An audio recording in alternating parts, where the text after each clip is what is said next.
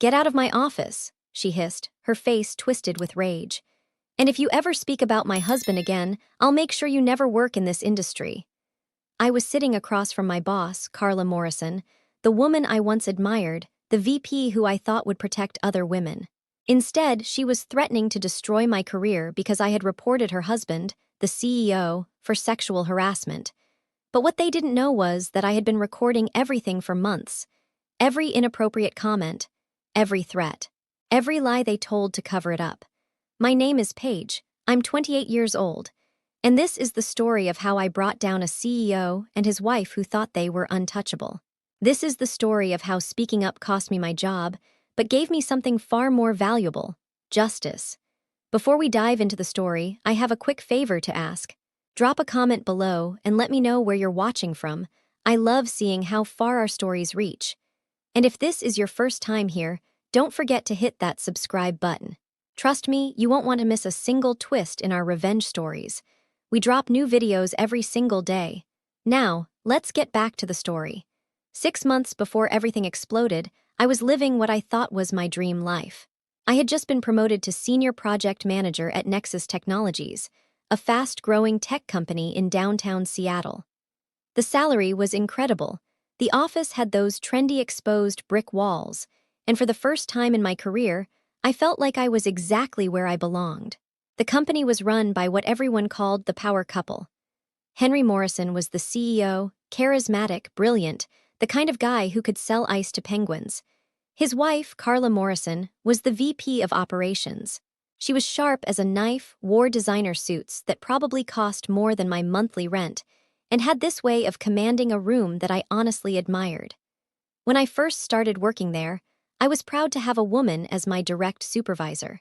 In tech, that's not always a given. I thought she'd be an advocate for other women, someone who understood the unique challenges we face in male-dominated industries. I thought wrong. My first few months were exactly what you'd expect from a new role. Long hours, steep learning curves, the usual adjustment period. But I was good at my job, really good. I had a knack for keeping projects on track, managing difficult clients, and somehow making sense of the chaos that comes with rapid company growth. Henry was friendly enough in those early days. He'd stop by my desk occasionally, ask how I was settling in, make small talk about the weather or the latest company milestone. Nothing unusual. Nothing that set off any alarm bells. The first time something felt off was during a company-wide meeting in October. I was presenting quarterly project updates when Henry interrupted me mid-sentence. "Paige, can you speak up? We can barely hear you back here." I was using a microphone. Everyone could hear me perfectly fine. But something about the way he said it, the slight smirk on his face, made my stomach twist. It felt less like helpful feedback and more like he was trying to make me feel small in front of the entire team. After the meeting, Carla pulled me aside. Instead of supporting me, she said, "Henry's right. You need to project more confidence. In this business, perception is everything." I brushed it off. Maybe they were right. Maybe I did need to be more assertive. But then the comments started.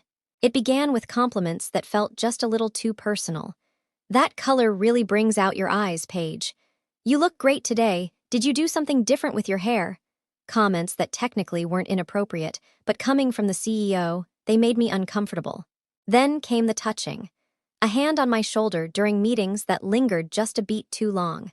Standing too close when he looked over my shoulder at my computer screen. Brushing against me in the hallway when there was plenty of room to pass.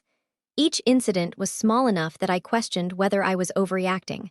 Was I being too sensitive? Was this just how friendly bosses behaved?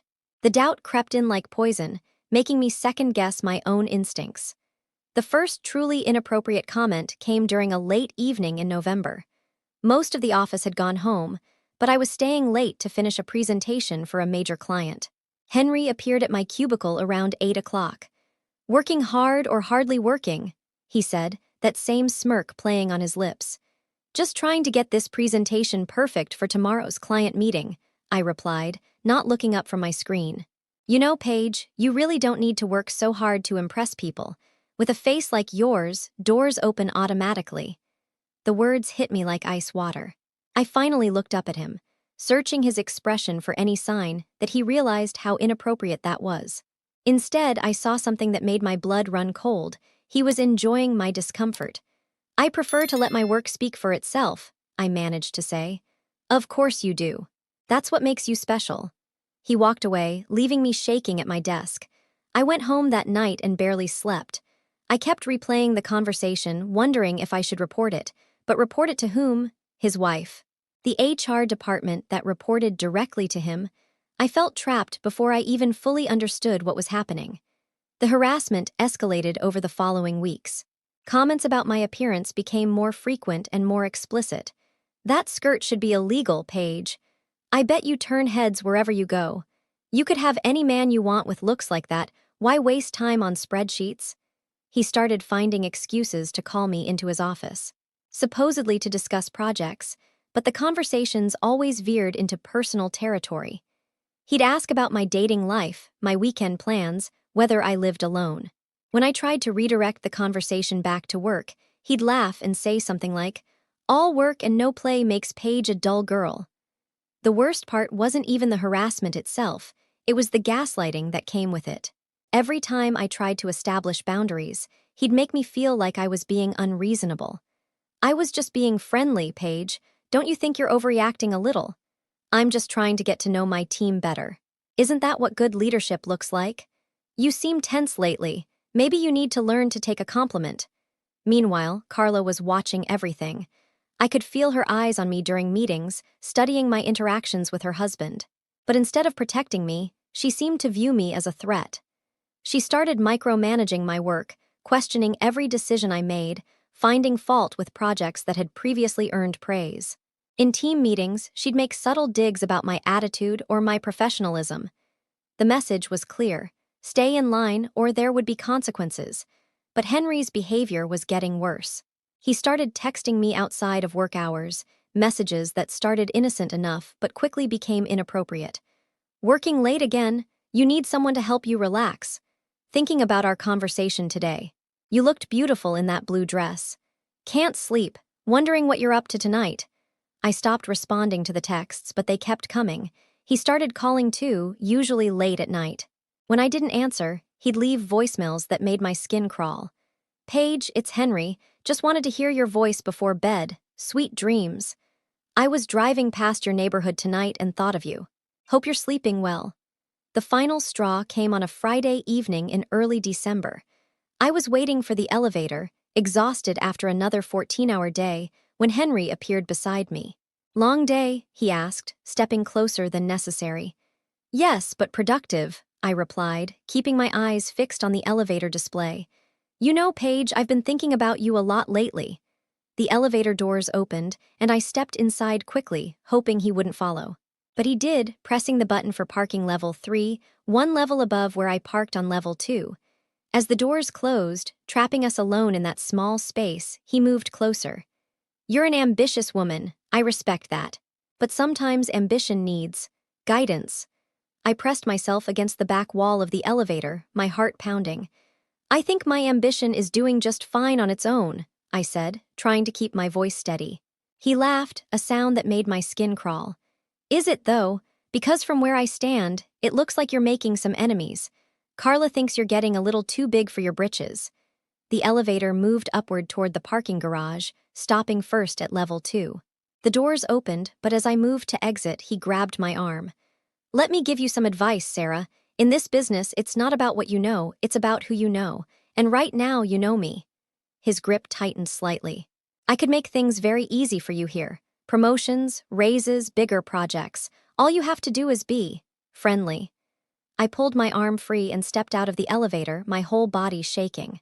As the elevator doors closed, I heard him say, "Think about what I said, Sarah. Opportunities like this don't come along twice." That weekend, I didn't leave my apartment. I couldn't eat. I couldn't sleep. I kept replaying that conversation, the feel of his hand on my arm, the threat barely concealed beneath his words. By Sunday night, I had made my decision. I was going to report him. Monday morning, I walked into Carla's office with a folder in my hand and determination in my heart. I had spent the entire weekend documenting every incident I could remember, writing down dates, times, and exact quotes as best I could recall them. Carla looked up from her computer as I knocked on her open door. Paige, what can I do for you? I need to speak with you about something serious, I said, closing the door behind me. Her expression shifted slightly, a wariness creeping into her eyes. Of course, sit down. I took a deep breath and opened the folder. I need to report inappropriate behavior by Henry. Your husband? The words hung in the air between us like a live wire. Carla's face went completely blank, a mask sliding into place that I had never seen before. I see, she said slowly. And what exactly are you alleging? I walked her through everything. The inappropriate comments, the unwanted touching, the late-night calls and texts, the elevator incident. I handed her printed copies of the text messages, showed her the call logs on my phone. Throughout my entire recitation, Carla's expression never changed. She listened with the cold professionalism of someone taking notes for a grocery list. When I finished, she leaned back in her chair and studied me for a long moment. Paige, I have to ask, are you sure you're not misinterpreting Henry's behavior? He's naturally friendly, sometimes to a fault. It's one of the reasons he's such an effective leader. The words hit me like a slap. Carla, he grabbed my arm in the elevator. He suggested I be friendly in exchange for promotions. There's no misinterpretation here. She sighed, as if I were a child who didn't understand basic social interactions. Look, I understand that working in a high-pressure environment can sometimes make people sensitive to normal workplace interactions. But Henry is happily married. He's not some predator lurking in the shadows. I'm not saying he's a predator. I'm saying his behavior toward me has been inappropriate and it needs to stop. Carla stood up and walked to her window, looking out at the city skyline. Paige, can I be frank with you? Please. You're young, you're attractive, and you're ambitious. That's a dangerous combination in this industry. Sometimes, without even realizing it, women in your position can send the wrong signals. I felt like the floor was dropping out from under me. Are you suggesting that I somehow invited this behavior? She turned back to face me, her expression almost pitying. I'm suggesting that before you make any formal complaints or involve HR, you might want to consider whether there's been any miscommunication on your part. There's been no miscommunication. I've been nothing but professional. Have you? Because from where I sit, it looks like you've been spending a lot of late nights at the office, sending emails at all hours, going above and beyond in ways that might be misinterpreted. I stared at her in disbelief. She was twisting my work ethic, my dedication to my job, into evidence that I had somehow brought this on myself. Carla, I'm reporting sexual harassment. This isn't about miscommunication or mixed signals. This is about your husband crossing clear professional boundaries. Her mask slipped for just a moment, and I saw something ugly underneath. Jealousy, rage, and something else I couldn't quite identify. Do you have any idea what you're accusing him of? What kind of damage an accusation like this could do to his reputation? To this company? I'm not trying to damage anyone. I just want it to stop. She walked back to her desk and sat down, her movements sharp and controlled. Here's what's going to happen, Paige. You're going to go back to your desk, delete whatever documentation you think you have, and pretend this conversation never happened. I can't do that. Yes, you can. Because if you don't, I guarantee you that your time at this company will become very, very difficult. Do you understand what I'm saying? The threat was crystal clear. But instead of intimidating me, it lit a fire in my chest. Are you threatening me? I'm giving you advice. Good advice, take it. I stood up, gathering my folder. I can't do that, Carla, I won't. She leaned forward, her voice dropping to barely above a whisper. Then you're making a very big mistake. That night, I went to Best Buy and purchased a small digital recorder, the kind that looks like a pen. If they wanted to play dirty, I was going to make sure I had evidence. The next few days were tense but relatively quiet. Henry seemed to be avoiding me, which I took as a good sign. Maybe Carla had talked to him, told him to back off. Maybe my complaint had actually worked. I was wrong. On Thursday afternoon, Carla called an impromptu team meeting. As we all gathered in the conference room, she announced that there would be some restructuring in the coming weeks. We're going to be evaluating everyone's performance and making some adjustments to ensure we have the right people in the right positions, she said, her eyes finding mine across the table. After the meeting, she asked me to stay behind. Paige, I want you to know that your recent attitude concerns, will definitely be taken into consideration during the evaluation process. I turned on the pen recorder in my pocket. What attitude concerns? Your recent confrontational behavior, your apparent inability to work as part of a team, your tendency to create drama where none exists. I haven't been confrontational. I reported inappropriate behavior through proper channels. You made false accusations against the CEO of this company. That shows extremely poor judgment. They weren't false accusations. She smiled, a cold, calculating expression that made my blood run cold. Prove it. That weekend, I called my sister Mary, who's a lawyer in Portland. I told her everything, the harassment, the retaliation, the threats. She listened without interruption, and when I finished, she was quiet for a long moment. Paige, you need to document everything from here on out. Every conversation, every interaction, every email. And you need to be prepared for them to fire you. They can't fire me for reporting harassment. That's illegal. Of course it's illegal, but that doesn't mean they won't do it. They'll just make sure they have another reason on paper. She was right. The next week, I started receiving written warnings for things that had never been issues before. My desk was too messy. I was not collaborating effectively with team members. I had failed to meet project deadlines that had never been communicated to me. Each warning went into my personnel file, building a paper trail that would justify whatever they planned to do next. Meanwhile, Henry's behavior took a different turn. Instead of harassment, he began treating me like I was invisible. He'd walk past my desk without acknowledgement, skip over me during meetings when asking for input, act as if I simply didn't exist. It was psychological warfare, and it was working. I started doubting myself, wondering if I had imagined the whole thing. Maybe Carla was right. Maybe I had misinterpreted his behavior. But then I'd listen to the recordings on my pen, and I'd remember that I wasn't crazy. The final escalation came during a client presentation that I had been working on for weeks. It was for our biggest potential client, a contract that could have made my career. I had researched every detail, created comprehensive proposals, rehearsed my presentation until it was perfect. The morning of the presentation, Carla called me into her office. Paige, we've decided to have Joshua handle the Peterson presentation today. Joshua was a junior associate who had been with the company for 6 months. Why? I've been working on this project for weeks. I know every detail of their needs and requirements. We feel that Joshua might be a better fit for this particular client. What does that mean? She didn't answer directly, but the implication was clear. Joshua was male, I was female, and apparently that made him a better fit. This is retaliation, I said, my hand instinctively moving to the pen recorder in my pocket. This is a business decision based on what's best for the company. No, this is punishment for reporting your husband's inappropriate behavior. Her mask slipped again, and for a moment I saw pure hatred in her eyes. Your husband crossed a line, Carla, and instead of addressing it, you're punishing me. My husband, she said slowly, is a good man who has never done anything inappropriate to anyone. What he is successful, powerful, and attractive. And sometimes women like you mistake professional attention for something else. Women like me, ambitious women who think they can sleep their way to the top. The words hit me like a physical blow. Not only was she refusing to address the harassment, she was now suggesting that I was somehow trying to seduce her husband. That's disgusting, I whispered. What's disgusting is a woman who tries to destroy a good man's reputation because she misread basic professional courtesy. I stood up, my whole body shaking with rage. I never misread anything. Your husband sexually harassed me and you're covering for him.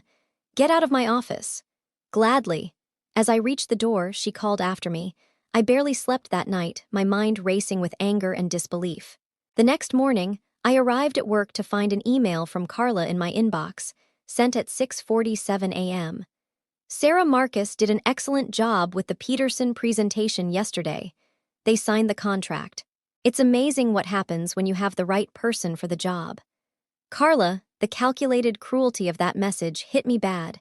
She wasn't just taking credit away from me, she was making sure I knew exactly what I had lost. The end came on a Tuesday morning in January. I had just settled at my desk with my coffee when I received an email from HR requesting an immediate meeting. My stomach dropped. I knew what was coming. The HR conference room felt like a courtroom. Stephanie from HR sat across from me with a folder thick enough to choke a horse. Carla sat in the corner, not even pretending to hide her satisfaction. "Paige, thank you for coming in," Stephanie began, her voice artificially pleasant. "We need to discuss some ongoing performance concerns." I placed my pen recorder on the table between us, making sure it was clearly visible. Stephanie glanced nervously at Carla, who nodded almost imperceptibly. That's fine," Stephanie continued. "As I was saying, we've been monitoring your performance over the past several weeks, and we've identified some serious issues." She opened the folder and began reading from what seemed like an endless list of complaints. Missing deadlines I'd never been given. Conflicts with coworkers who had never expressed any concerns to me directly. Attitude problems that seemed to exist only in her imagination. "Furthermore," Stephanie continued, "we've received reports that you've been creating a hostile work environment through false accusations and inappropriate behavior towards senior management." "What inappropriate behavior?" "Making unfounded claims of sexual harassment, refusing to accept feedback from supervisors, and demonstrating an overall pattern of insubordination." I looked directly at Carla as I spoke. "The claims weren't unfounded. I have documentation of every incident." Carla finally spoke up. "Documentation can be fabricated, Paige, and frankly, your recent behavior suggests that you might not be entirely stable." The word unstable hung in the air like poison gas. It was a calculated choice, a way to discredit not just my allegations, but my entire character. "I'm perfectly stable. I'm a woman who reported sexual harassment and is now being retaliated against." Stephanie cleared her throat uncomfortably. "Be that as it may, the company has decided that your employment here is no longer sustainable. We're terminating your position effective immediately." "On what grounds?" "Performance issues, attitude problems, and failure to maintain professional standards." I had expected this moment for weeks, but it still felt like a punch to the gut. 3 years of excellent performance reviews, countless successful projects, and stellar client feedback, none of it mattered. They were willing to throw it all away to protect Henry. "This is illegal retaliation," I said, my voice surprisingly steady. "This is a legitimate business decision based on documented performance issues," Carla replied coldly. "And if I choose to pursue legal action?" Stephanie and Carla exchanged another look. "That's certainly your right," Stephanie said carefully. "But I should mention that we'll be providing references based on your actual performance during your final months here. And given the documented issues, the threat was clear: fight us, and we'll destroy your professional reputation." I stood up, gathering my pen recorder and my dignity. "I'll need to collect my personal items from my desk." "Security will escort you and provide a box for your belongings," Stephanie said. "Your access has already been revoked." As if on cue, a security guard appeared at the door. The walk to my desk felt like a perp walk, with my former colleagues staring as I packed 3 years of my life into a cardboard box. The security guard, a kind older man named Robert who had always greeted me warmly in the mornings, looked genuinely sad as he walked me to the exit. "I'm sorry about this, Miss Page," he whispered as we approached the doors. "This doesn't seem right." "Thank you, Robert. That means more than you know." As we reached the exit, Carla appeared one final time. "Paige, I hope you understand that this was nothing personal. Sometimes people just aren't a good fit for a company culture." I turned to face her, no longer caring about consequences or professional courtesy. "You're right, Carla. I'm not a good fit for a culture that protects sexual predators and punishes the women brave enough to speak up about it." Her face flushed red with anger. "Be very careful about the accusations you make outside these walls, Paige. Defamation lawsuits can be very expensive. So can sexual harassment lawsuits." I walked out of that building with my cardboard box and my recordings, knowing that this wasn't the end of the story, it was just the end of the first chapter. That evening, I sat in my apartment and listened to every recording I had made over the past month. Hours of conversations, threats, retaliation, and cover-ups. But the most damning recording was from my final meeting with Carla and HR. In trying to build their case against me, they had inadvertently created evidence of their own illegal behavior. Carla's threat about references was clear retaliation. Stephanie's suggestion that I was unstable was character assassination. And their entire justification for firing me was so obviously pretextual that any employment lawyer would see through it immediately. But I needed more than just my word against theirs. I needed corroboration. I started by reaching out to former colleagues, people who had left the company over the past year. What I discovered was a pattern of behavior that went far beyond just my experience. Lisa, who had left 6 months before my firing, told me about her own uncomfortable interactions with Henry. Nothing as overt as what I had experienced, but enough to make her dread going to work.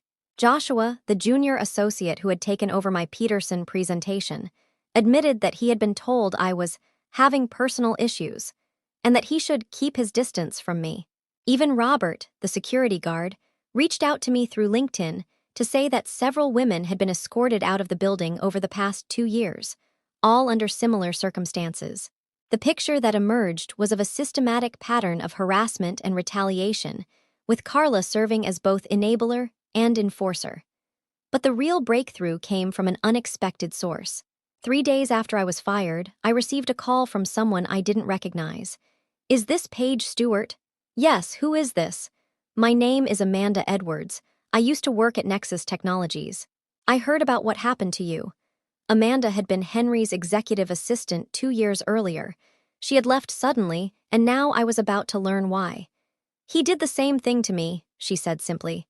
The comments, the inappropriate touching, the late-night calls.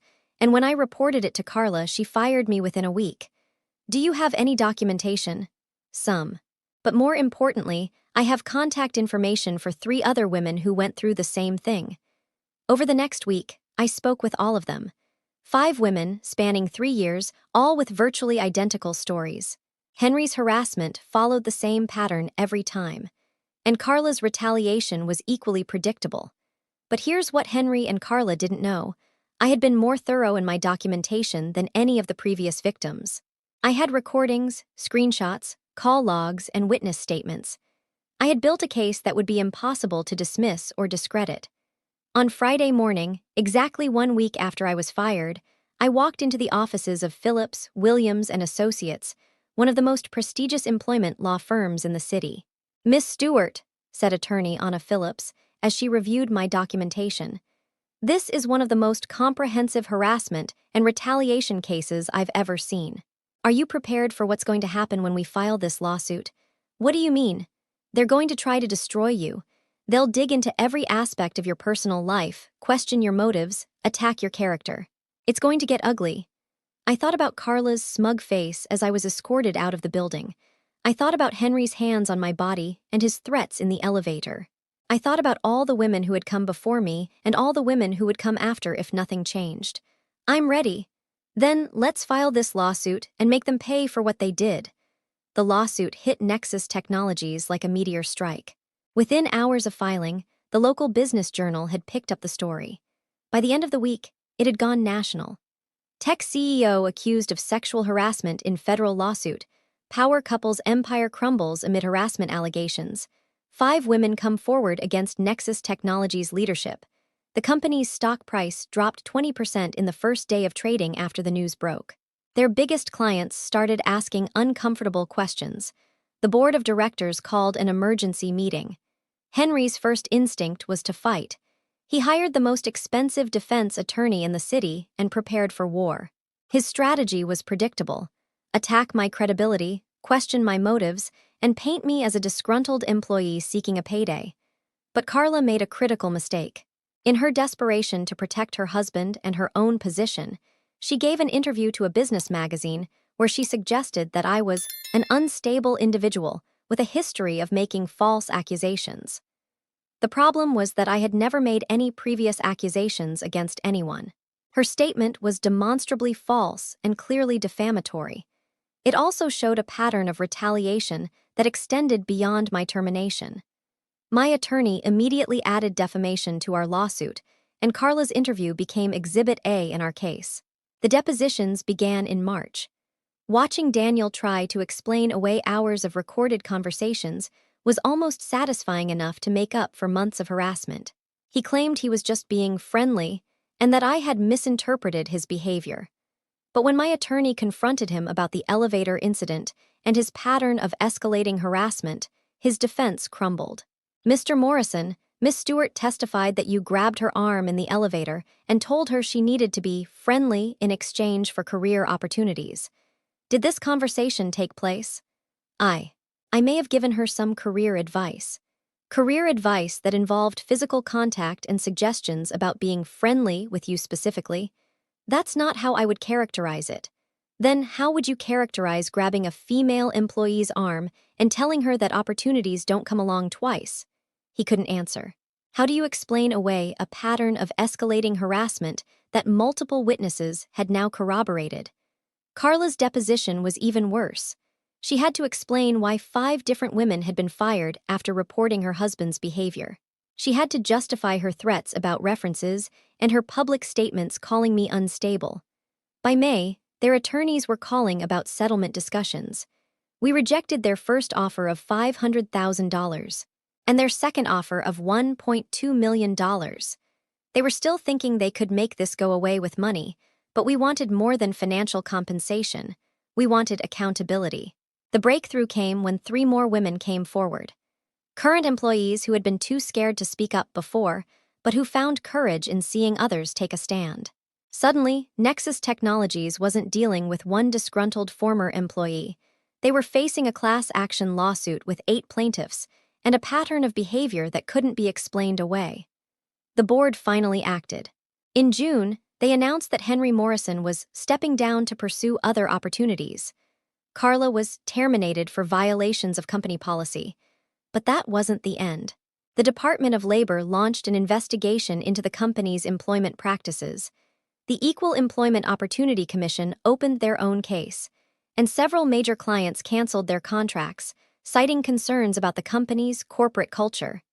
In August, we reached a settlement, $4.7 million to be divided among all the plaintiffs, with the largest share going to me as the lead plaintiff.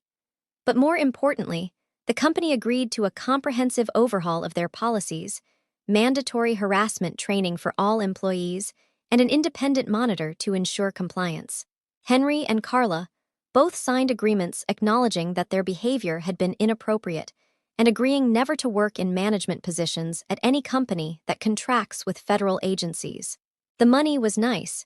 It paid off my student loans, bought me a house, and gave me the financial freedom to be selective about my next career move.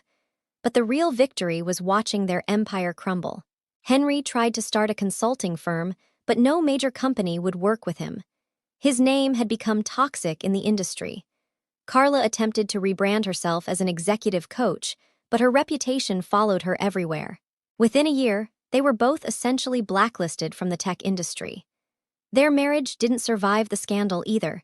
They divorced acrimoniously, with Carla claiming in court documents that she had been manipulated and controlled by her husband. As for me, I took a position as head of operations at a smaller tech firm, whose CEO personally assured me that harassment of any kind would result in immediate termination.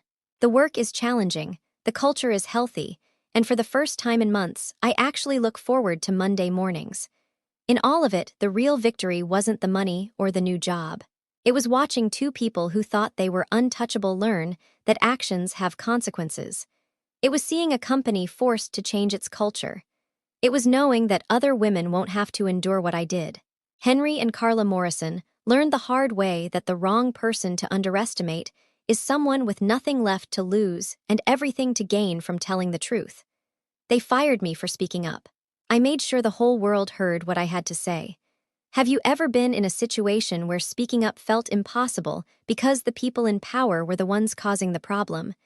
How did you handle it, or what would you do differently? Share your thoughts in the comments below. Your story might help someone else find the courage to speak up. If you enjoyed this story, make sure to hit that like button. And don't forget to share this video and subscribe if you haven't already. We've got more incredible revenge stories coming your way.